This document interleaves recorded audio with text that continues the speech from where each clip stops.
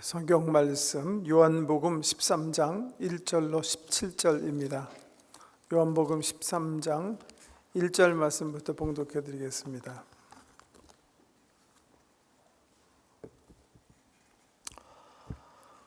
요한복음 13장 1절 말씀. 유월절 전에 예수께서 자기가 세상을 떠나 아버지께로 돌아가실 때가 이른 줄 아시고 세상에 있는 자기 사람들을 사랑하시되 끝까지 사랑하시니라. 마귀가 벌써 시몬의 아들 가롯 유다의 마음에 예수를 팔려는 생각을 넣었더라.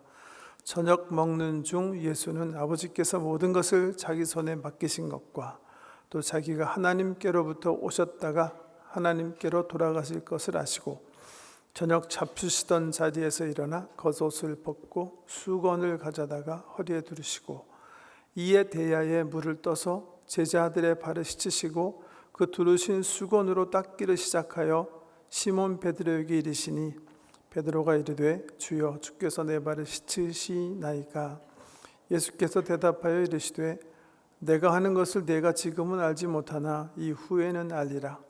베드로가 이르되 내 발을 절대로 씻지 못하시리이다. 예수께서 대답하시되 내가 너를 씻어 주지 아니하면 내가 나와 상관이 없느니라.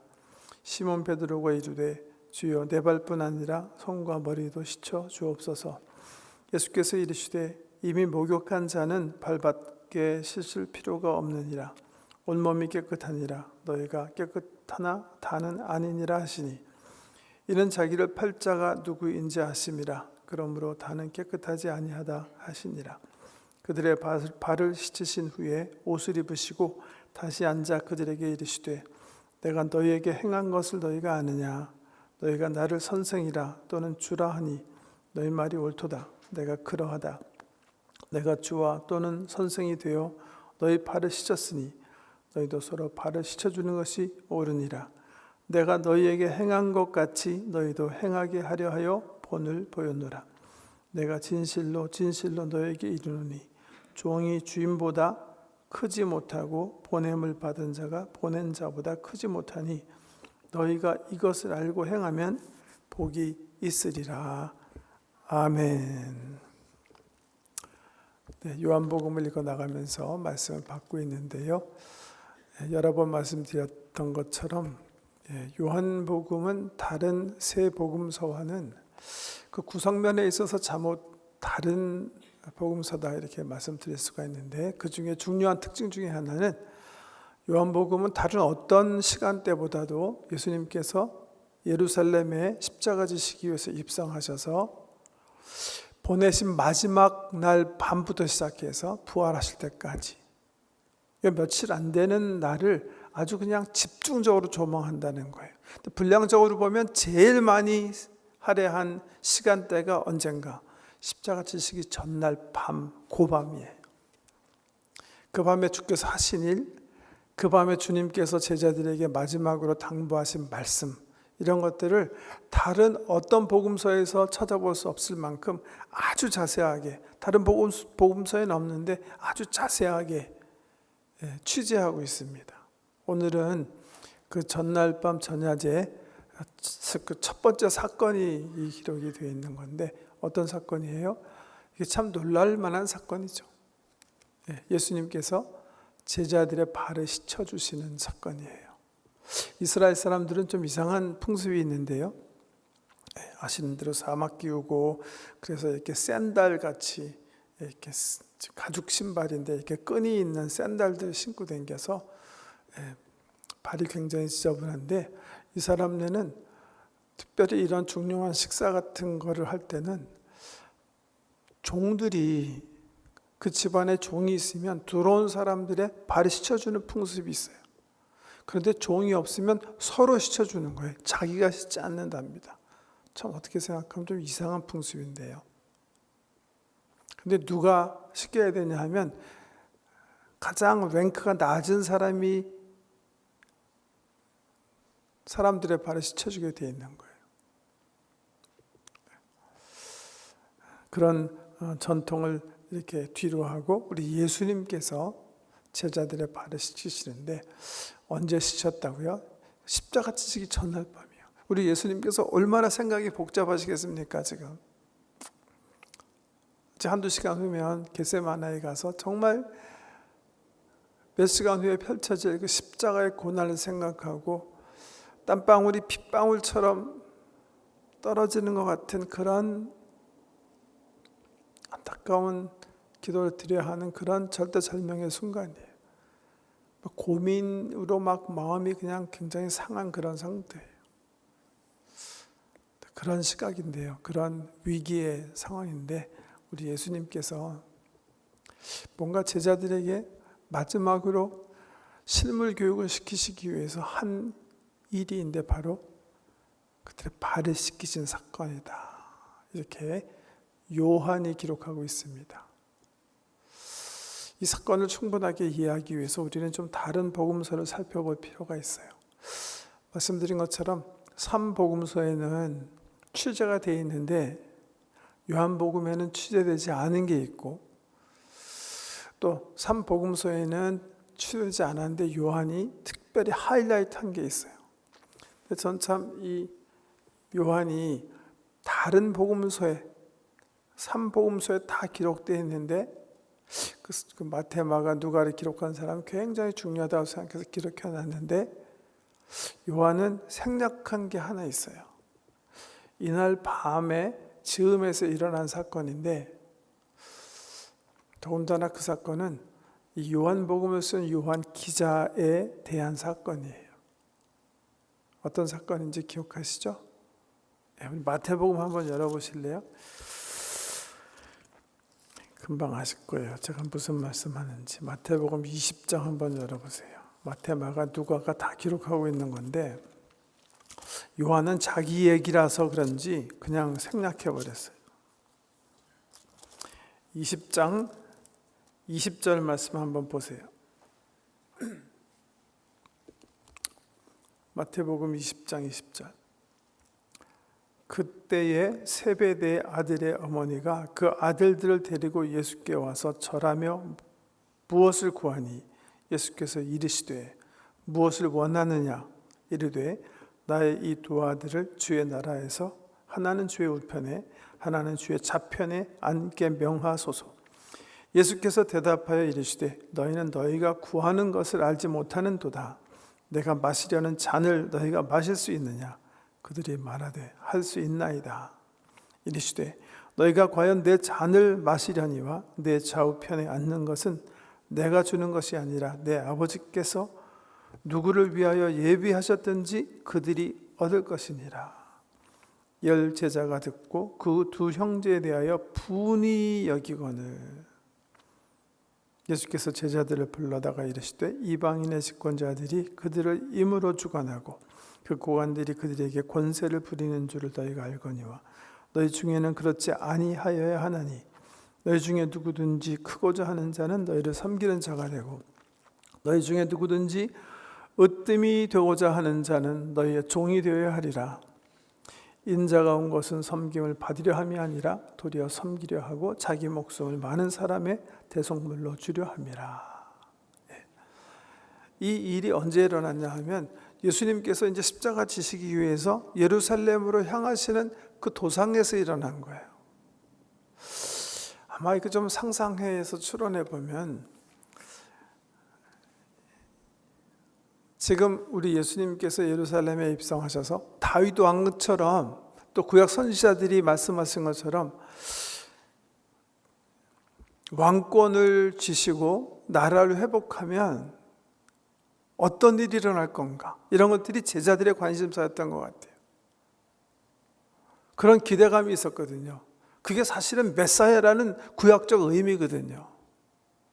그러니까 다윗의 이름으로 오신 이 메시아가 정말 다윗처럼 다시 추락된 이스라엘을 다시 회복시키고 왕으로 등극하게 될 때 이 제자들은 정말 기대감이 있었던 거예요. 어떤 사람은 영의정, 어떤 사람은 좌의정, 우의정 뭐 이런. 근데 당연히 제자들의 마음속에 누가 예수님 우편에 앉았을 것 같아요. 두말할 것 없이 베드로라고 생각했을 거예요. 베드로는 수제자였잖아요. 예수님께서 이미 내가 내 위에 내 교회를 세울 것이고 천국 열쇠를 내가 너에게 주겠다. 이렇게 스페셜리 테이크아웃하고 또 저 베드로한테 부탁도 하셨잖아요. 네가 실수할 거지만 뭐 나중에 얘기입니다만은 그만큼 항상 베드로는 예수님의 오른팔 같이 주님께서 키우셨기 때문에 당연히 제자들도 그렇게 기대했을지 몰라요. 그 다음 옆에는 누가 있을 것인가? 그 제자들의 관심사였을 거예요. 그때 아마 요한은 자기라고 생각했을 거예요. 요한은 요한복음에서 밝히지만 다른 어떤 제자들보다도 예수님이 자기를 사랑하셨다고 생각해요. 예수님의 사랑받는 제자. 그러니까 요한은 그렇게 생각했을지도 모르겠어요. 요한의 엄마는 그럴 수 없다고 생각한 것 같아요. 그래서 예수님께 청을 넣는 거예요. 베드로 빼버리고 자기 아들 둘을 하나는 우편 하나는 좌편, 요한은 오른편, 야고보는 왼편에 두시기 원합니다. 그렇게 요구하는 거예요. 물론 예수님께서 그 말을 이렇게 받으시죠. 네가 무엇을 구하는지 알지 못한다. 내가 마시려는 잔을 내가 마실 수 있느냐. 야고보와 요한이 대답하죠. 마실 수 있습니다. 마셔야 마시지 않아요. 그러니까 말 함부로 하면 안 되는 거예요. 정말 마셔요. 제일 처음 누가 여기 마실 수 있다고 고백한 야고보가 첫 순교의 잔을 마시는 거예요. 이게 사도행전에 기록되어 있잖아요.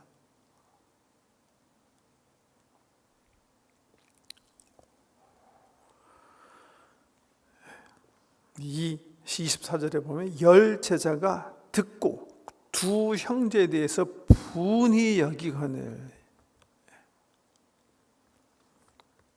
그러니까 이미 예루살렘으로 향하시는 그 예수님과 함께 제자들은 그냥 이 자리 다툼 때문에 심한 분노 속에 있었던 거예요.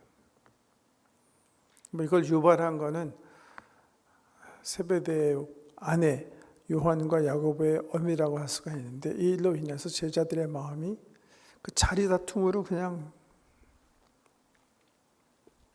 여러분 자리 다툼 우리도 지금 열심히 하는 거 아니에요? 이 세상이 추구하는 게 바로 이 자리 다툼 아니에요? 남보다 더 좋은 자리를 차지하기 위해서 끊임없이 순위 매기기 하고 있잖아요. 순위에 따라서 슬퍼지기도 하고 기뻐하기도 하고 절망감도 느끼고 삶의 보람도 느끼고 침체되기도 하고 우쭐하기도 하고 그래서 항상 제기하잖아요. 항상 순서 매기기 하잖아요. 또 어느 학교 나왔냐? 네 아이는 평점이 얼마냐? 네 남편은 연봉이 얼마냐? 계속 재서 순위 재잖아요. 이런 상황인 거예요. 제자들도요. 똑같아요. 3년 예수님 따라다녔지만 결국은 따라다닌 목적이 다른 사람보다 더 높은 자리에 앉기 위해서요. 이런 상황에서 지금 예수님은 그 다음날 십자가 지시는 거예요.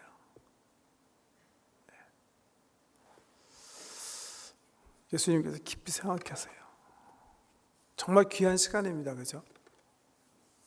하실 말씀도 많으셨을 거고 다시 정말 이렇게 뭔가 부탁하고 싶은 일도 많으셨을 텐데 오늘 본 말씀 보시면 예수님께서 깊이 생각하세요. 내가 이제 이들 곧 떠날 텐데 내가 무엇을 해야 할까? 무엇을 마지막으로 가르쳐야 될까? 깊이 생각하신 다음에 수건을 가지시고 허리에 차시고 겉옷을 벗으세요. 그리고 사실은 식사 전에 문에 들어왔을 때 누군가가 제자들이 솔선해서 서로 씻어주고 예수님의 발을 씻어줬었어야 하는데 이 씻겨지지 않은 발을 우리 주님께서 닦기 시작하시는 거예요. 누구부터 닦으신 것 같아요? 제일 처음 씻긴 게 시몬 베드로인가요? 그건 확실히 아닌 것 같죠? 왜냐하면 6절에 보면 시몬 베드로에게 이르시니 그렇게 하셨어요. 그러니까 시몬 베드로는 최소한도 처음은 아니었던 것 같아요. 누구 발을 먼저 씻었을까? 초대교회 교부 가운데 크리스토톰은 아주 흥미롭게 이렇게 얘기했어요. 틀림없이 예수님은 가룟 유다의 발을 처음 씻었을 것이다. 그렇게. 왜 그랬을까?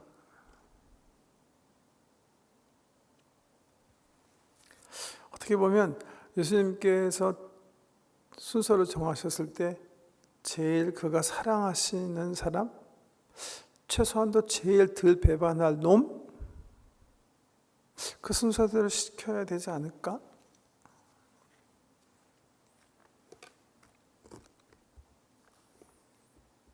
어떻게 생각하면 그렇게 시키셨으면 가룟 유다의 발은 못 시키셨을 수도 있어요.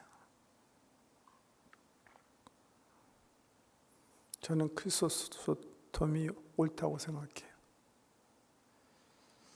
아마 예수님은 가장 씻기 거꾸로운 가룟 유다의 발을 제일 처음 잡으셨을지 몰라요. 사랑으로. 그의 발을 씻으시고 한 사람 한 사람 제자의 발을 씻기시는데 베드로의 순서가 된 거예요. 베드로의 발을 씻기려고 하니까 베드로가 그 특유의 의협심으로 내 발은 당신이 못 씻습니다.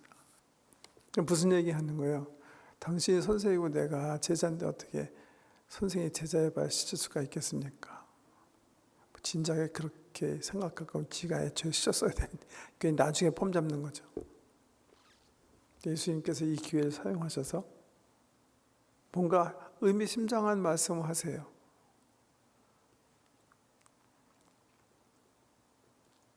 내가 너를 씻어주지 않으면 내가 나와 상관이 없느니라.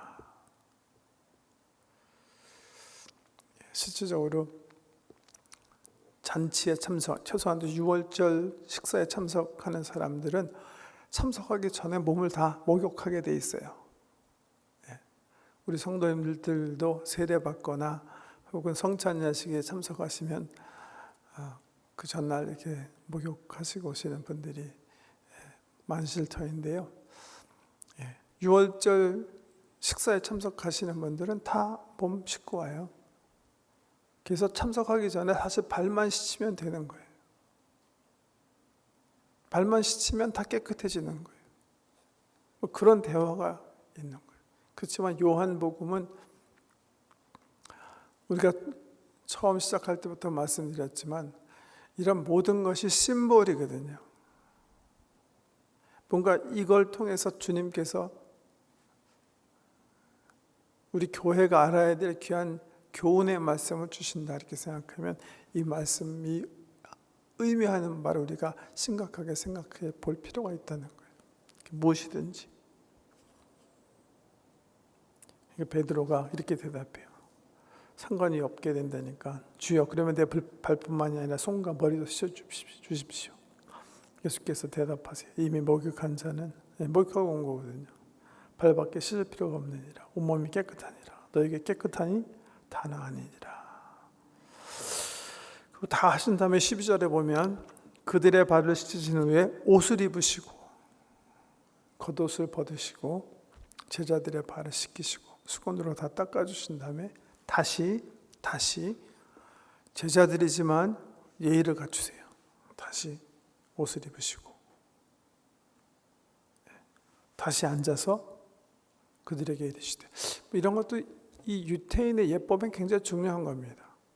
그래서 그런지 나중에 이제 보세요. 요한복음 20장에 가보면 베드로가 말이죠, 부활 후 디베레 바닷가로 돌아가서 다시 고기잡이 하고 있어요.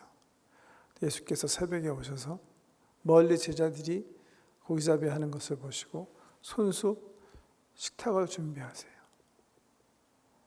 그리고 제자들이 다가오는 것을 보시고 제자들이 예수님 해변에 계신 게 예수님인 것을 알게 돼요. 그때 베드로가 어떻게 합니까? 낚시하려고 고기잡이 하는 동안 옷을 벗고 있었는데 성경에 옷을 다시 입어요. 이 제자들에게 유대인의 전통에 따라서 예의를 갖추시는 우리 예수님 닮은 그런 모습을 볼 수가 있어요. 예수님 더우셨겠지만 옷을 입으시고 다시 앉아서 말씀하세요. 내가 너에게 행한 것을 너희가 아느니 너희가 나를 선생이라 또는 주라 하니 너희 말이 옳도다. 내가 그러하다. 내가 주와 또는 선생이 되어 너희 발을 씻었으니 너희도 서로 발을 씻어주는 것이 옳으니라. 내가 너에게 행한 것 같이 너희도 행하게 하려 하여 본을 보였노라. 내가 진실로 진실로 너에게 이르노니 종이 주인보다 크지 못하고 보냄을 받은 자가 보낸 자보다 크지 못하니 너희가 이것을 알고 행하면 복이 있으리라. 이렇게. 네. 일단 우리 예수님께서 말씀하신 바 이 일을 한 것은 너희로 하여금 내가 한 일을 본으로 삼아서 너희가 하게 하기 위해서다. 그렇게 말씀하시는 거죠. 그러면서 뭐라고 그러시냐면 너희가 이것을 알고 행하면 복이 있으리라. 이렇게 말씀하셨어요. 예.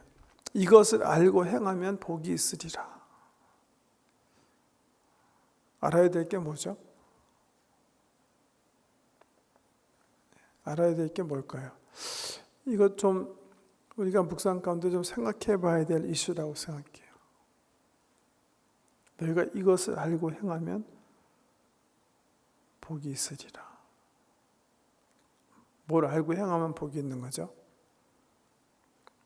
16절에 내가 진실로 진실로 너에게 이르노니 종이 주인보다 크지 못하고 보냄을 받은 자가 보낸 자보다 크지 못하니 너희가 이것을 알고 행하면 복이 있으리라. 저는요, 요한이 이 취재하지 않은 것을 좀 아까 우리가 읽은 마태나 마가나 누가가 올바르게 취재해 놨다고 생각해요. 이거 깨닫는 거예요. 하나님 나라에 있어서 스타는, 리더는 섬김을 받는 것이 아니라 섬기는 자가 되는 거라는 거예요.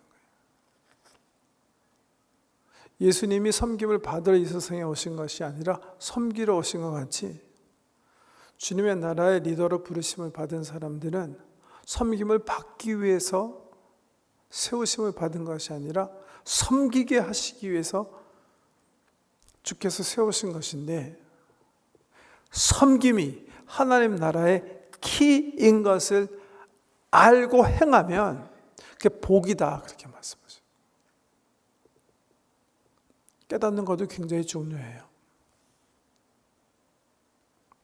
왜 이렇게 나보고 자꾸만 섬기라 그러지? 왜 자꾸만 낮아지라 그러지? 이게 하나님 나라의 핵심인 것을 깨닫지 못하면 짜증날 수 있어요. 깨달아야 돼요. 주님 원하시는 거고 그게 하나님 나라의 핵심이라는 것을 깨달아야 돼요.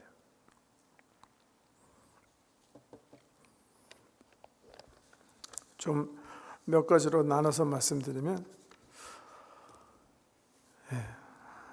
첫째는 우리 예수님은 하나님이신데 낮고 천한 우리를 섬기셨다는 사실을 깨달아야 돼요.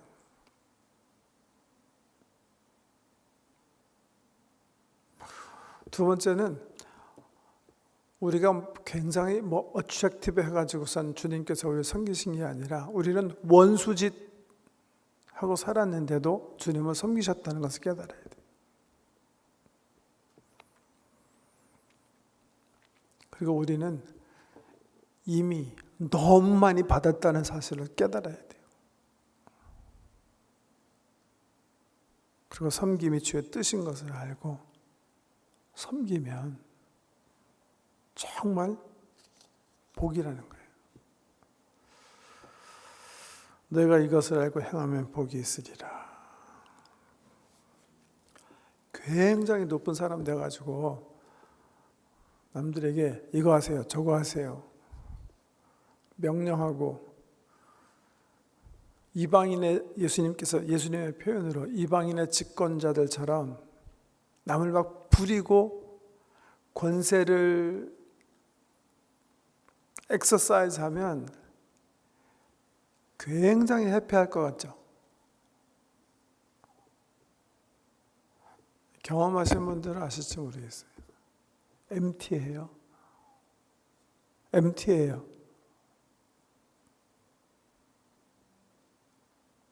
공허감과 외로움밖에 없어요. 실질적으로 그래요. 그런데 예수님 말씀하신 것처럼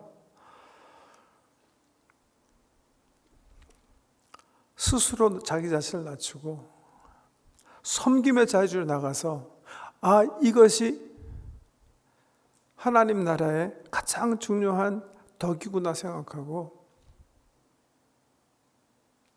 작은 자를 섬기면요, 거기에 기쁨이 있는 거예요. 거기에 삶의 깊이가 있는 거예요. 거기에 진정한 평화가 있는 거예요. 낮은 대로 임하는 거, 그리스도의 심장을 가지고 섬기는 거.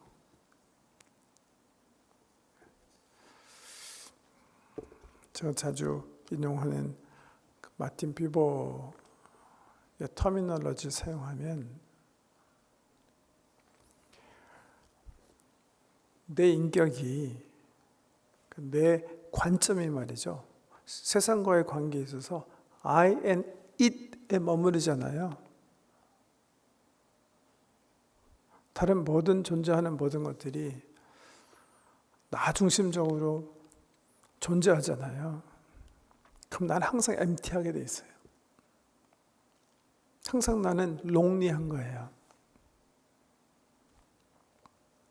언제 내 삶의 의미랑 기쁨이 넘쳐요? I am thou.